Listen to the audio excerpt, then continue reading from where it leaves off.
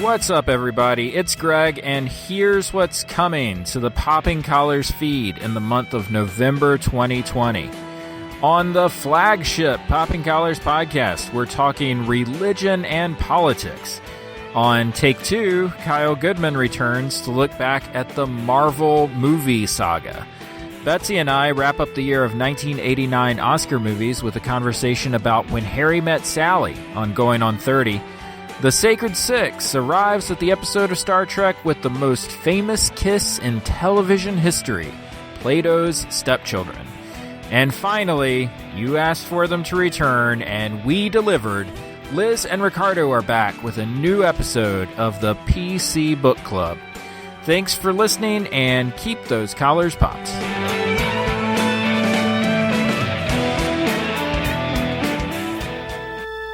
Shayna, which philosopher would you choose to be the stepchild of? No one. Oh, that's a good one. That almost beats mine. Mine was going to be Yoda. I was going to choose to be a stepchild of Yoda. Oh, man. Oh, okay. You want to read it? Well, I mean, since you picked Yoda, I mean, Obi-Wan is the man. There we go. I would love to be a stepchild of Obi-Wan. This is the Sacred Six.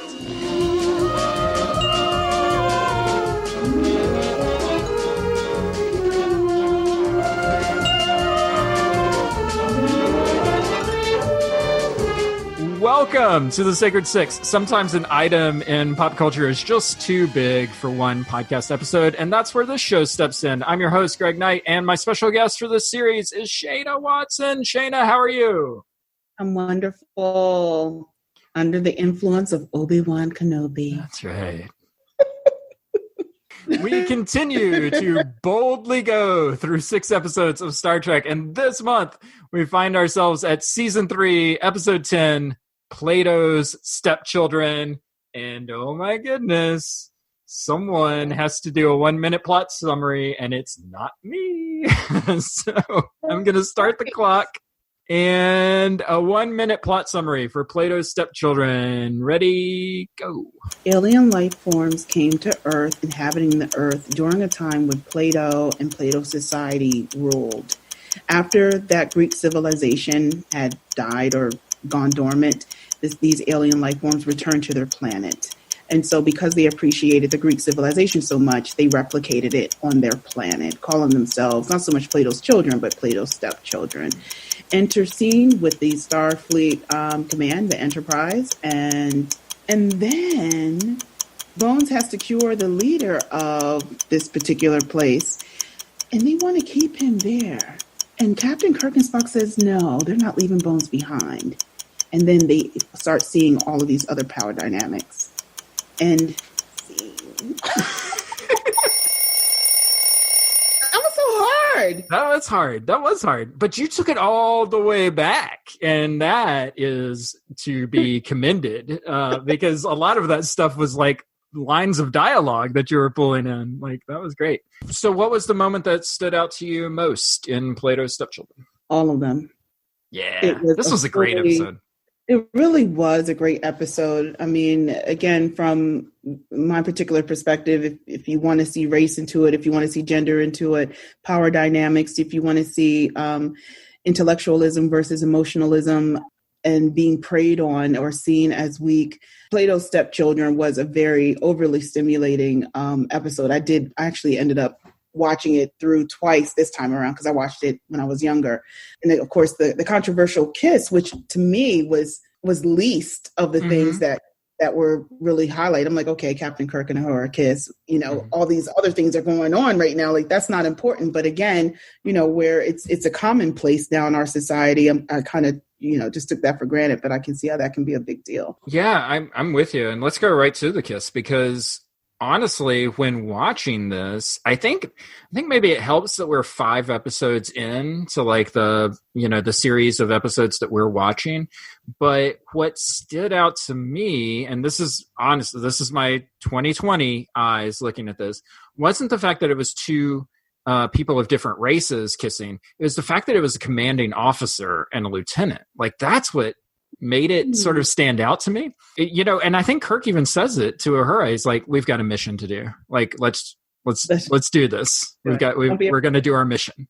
And it wasn't even like a sexy kiss. Like there was no tongue. It was like a forced little lip, like. Yeah, it was like that face smash. Yeah, kind of just those old like 60s face smash kisses. Like, yeah. Like, I don't want to eat these sweet peas. Even the sets, they're just so colorful. And I mean, the word that comes to mind is sumptuous, which is a little weird, but it's like there's just so much for you to take in when you're watching. There's so much stuff happening on the screen. The moment that stood out to me, though, was the Kirk Spock. I called it the Kirk Spock improv show. They're trying to convince Bones to stay, and they're like, look, we can make your captain and your science officer do whatever we want to. And just all of a sudden, like, Kirk starts acting like a horse, and Spock starts like laughing, and it just goes on for so long. It just makes you uncomfortable watching it. He's a Vulcan. You can't force emotion out of him. Oh, you must be joking, Doctor. To destroy him. Don't let them break you.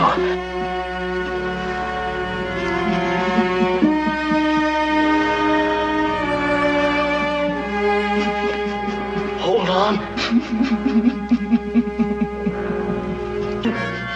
He saved your life. I'm ashamed to be a Platonian. I'm ashamed.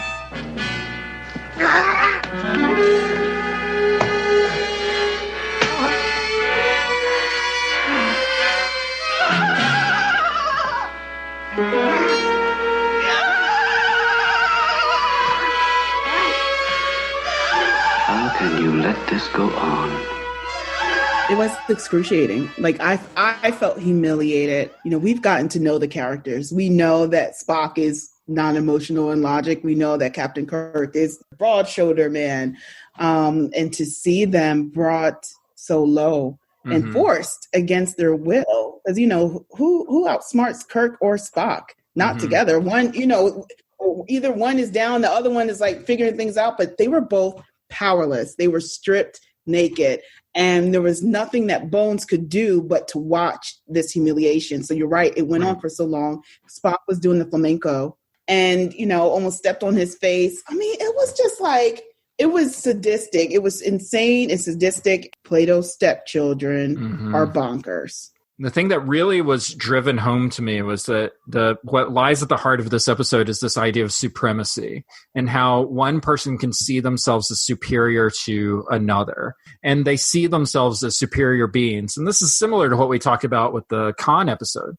But the way that their superiority comes across as that not only are we superior, but we don't even see the humanity in you to the point that you're just a body that exists for my amusement. That was really powerful. I didn't quite understand or why they kept asking, well, when did you achieve your power? You know, when were you able to move things kinesthetically? Like, I didn't understand why that was such a big deal, because they talked about it a few times, but it was more about how can they achieve that power in order to defeat them. Like, it wasn't something they were naturally born with, but rather it was something they obtained from that space that they were in. So even their own power or their illusion of power wasn't something that came naturally to them or to their superiority, perceived superiority, but it was something that they got from the land. So, and they withheld it. So anybody could access that, but for whatever reason, Alex, that was the name of the little person. His body wasn't able to absorb the nutrients from whatever the plants were in order for him to accomplish that power, but they figured out a different way for him to access it. I'm curious as to, you know, in some of what we see, how that translate with accessibility, equal power. What do we want to do with it? So, yeah, I mean, it comes back to the question of justice. Like, what what is justice? Yeah, that's I think that's how I would answer the question of where does this episode intersect with where we are today. It's this idea that people that see themselves as having power, whether that's through money or politics or, whatever, their ability to think that they can inflict their idea of law and order on those they consider beneath them. And basically, like, that whole notion strips the humanity of everyone around them. And that's what Alexander is trying to give voice to. Alexander has that great quote where he says, they told me that I was weak and I believed them. And I think that's the sin of the folks in power. That is so true.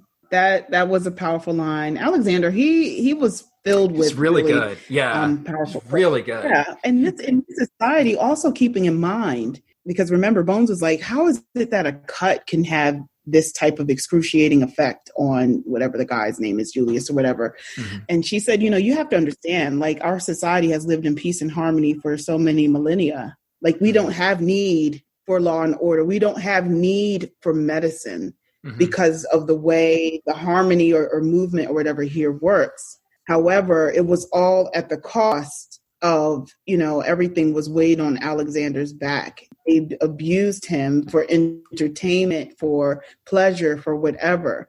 So it's like, there's this really sweet surface of harmony and peace, and we don't need law and order, and we don't need this.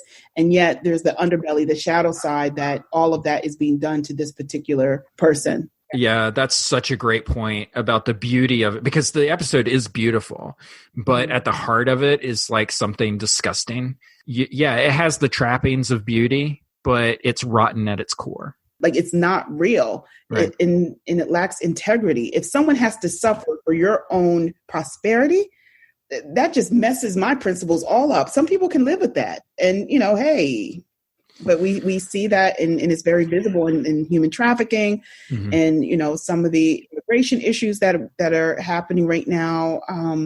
It's our prison industrial complexes. So that's Plato's Stepchildren. I know.